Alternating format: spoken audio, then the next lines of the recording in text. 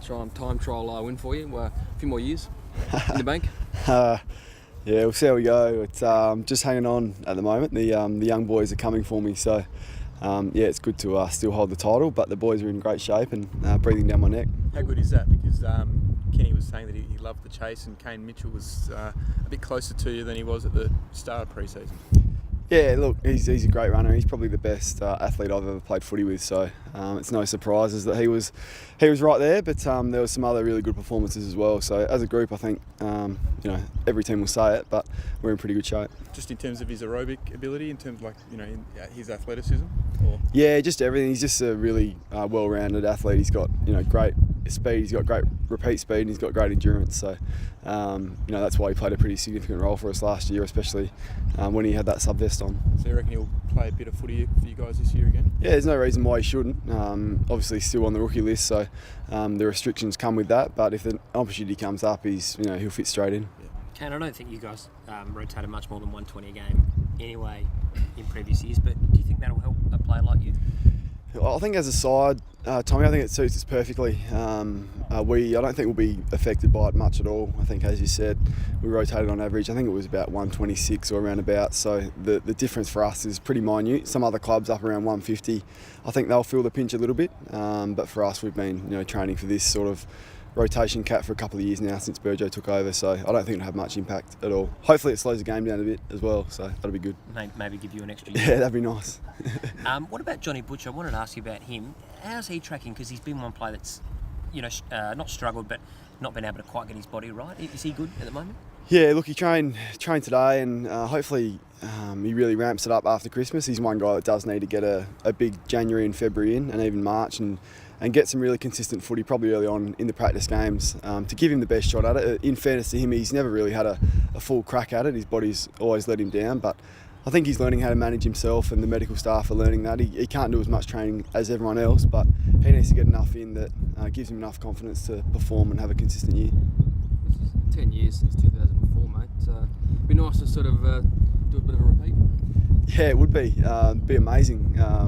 Certainly haven't really thought that far ahead, but you never say never, and certainly as a club that's what we dream of, and that's what we rock up to training for every day. So we're chasing that dream, and having been there and played through it, it's one of the best feelings you can ever have. So for the young group and the guys just starting out, all the sacrifices and the training and the hard work is definitely worth it if you can get there. After last year, it must seem a little bit closer than what it has done in the past 5 or 6 years for you, though. Yeah, certainly. I mean, it's difficult to talk about winning flags. We're in January, so certainly not going to do that. But chasing that dream is always there, and if you weren't, you wouldn't rock up. So it's always in the back of your mind. But in terms of saying it publicly, we'll just do our best to improve and get there again. Do you feel the expectation lifting though?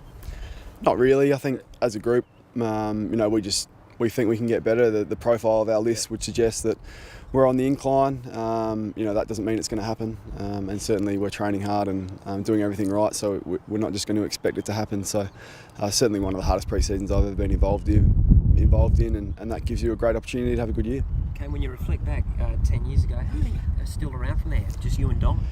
Yeah, Sean Burgoyne is still playing for Hawthorn. So, and then there's a real number still involved in AFL. Brendan Lade, Hardwick, Montgomery, Josh Marnie, Chad and Brogues.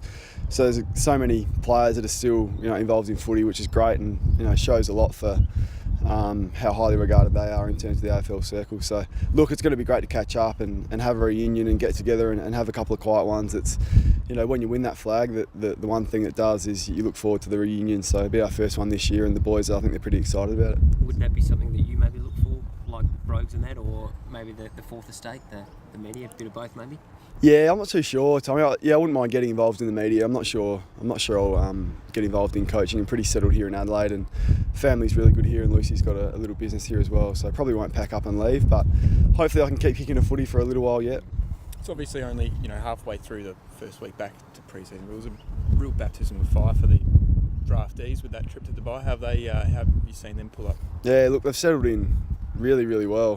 Been really impressed. They pretty quiet bunch. Just go about their business and train really hard. So I'm expecting at least one or two of them to have an impact and play senior footy this year for sure. Group like 10-year players, is that a thing in the past? I guess going forward, how many more 10-year players will we have? Yeah, I think you still get a fair few 10-year players. I'm not sure how many 300 game players you're going to get. I think the expectation on the AFL player now, physically and also mentally, I reckon it's going to be very difficult for many players to reach 300. So, as a club, we've never had one, and I think you'll find it very, very difficult to get there, just with how hard it is on the body and the mind. Does that make it all the more elusive? Yeah, I think so. Look, I'm not sure how many players have even reached 300 games. It's probably about 100 in the history of AFL, but it's going to be difficult to play for a long period of time, and that's why recovery and looking after yourself and doing everything right off the field from a young age and getting into those habits will be so important. Is it a quiet goal for you? Yeah, not really. It's never really been there. I guess you're still a little way away, but as it got closer, I guess it'd be something really nice to get there. Be the first Port Adelaide player to do it, but still a fair bit of water to go under the bridge before I can even set that as a goal, really.